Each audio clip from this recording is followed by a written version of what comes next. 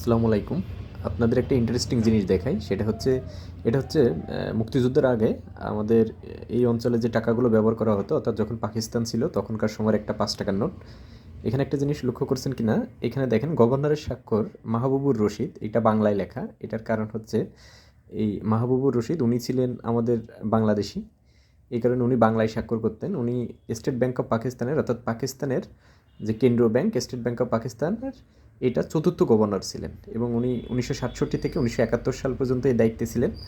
এবং সেই সময়ের একটা নোট, উনি প্রথম জীবনে আসলে ন্যাশনাল ব্যাংক অফ পাকিস্তানে ওনার ক্যারিয়ার শুরু করেন, যেটা বর্তমান যে সোনালী ব্যাংক, এটা যে তিনটা ব্যাংক মিলে গঠিত হয় তার ভিতর ন্যাশনাল ব্যাংক অফ পাকিস্তানও ছিল। এটার ব্যাক সাইডটা এরকম ছিল দেখতে।